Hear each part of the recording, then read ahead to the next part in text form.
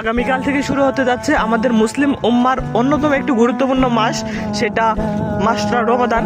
এই রমাদান মাসে আমরা মাশাআল্লাহ অনেক কিছু থেকে দূরে থাকার চেষ্টা করি। আমরা না খেয়ে থেকে আমরা সিয়াম পালন করি। কালকে থেকে রোজা শুরু হবে। এই রমাদান মাস আমাদের কাছে একটা আবেগ, আমাদের কাছে একটা ভালোবাসা। এই রমাদান মাস আমাদের অনেক কিছু থেকে দূরে থাকা শেখায় কি করে সবাই একজোট হয়ে মসজিদে এসে নামাজ পড়া যায়। এই রমাদান মাস আরও শেখায় যে কি করে আল্লাহ সন্তুষ্ট অর্জন করা যায়। আর বিশেষভাবে বলতে গেলে এই রমাদান মাসের শেষ 10 দিন, শেষ 10 দিনের বিজুর দিনে আমরা ইবাদত করি।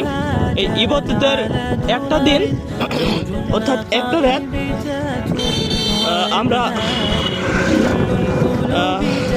শবে কদরে আছে। এটা হাদিস এবং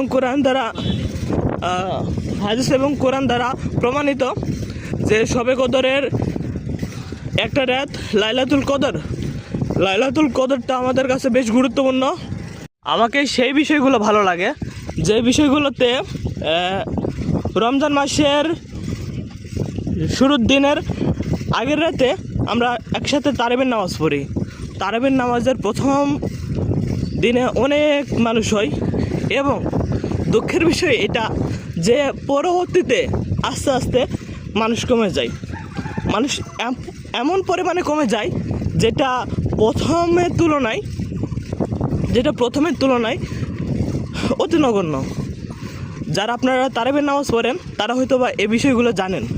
আমাদের প্রিয় নবী হযরত মুহাম্মদ সাল্লাল্লাহু আলাইহি ওয়াসাল্লাম তিনি একটা হাদিস বর্ণনা করেছেন, যে হাদিসে আছে রমাদানের এই 30টা দিন শয়তানকে বেঁধে রাখা হয় এবং এ মাসে যারা ভালো কাজ করবে, ধরেন একটা ভালো কাজ করলে 70 গুণ নেকি বাড়িয়ে দেওয়া হয়। সুবহানাল্লাহ। রমাদানটা আসুক সবার ঘরে ঘরে এবং এটি থেকে যাক সবার মনে। এটি দিয়ে শেষ করছি। আল্লাহ হাফেজ।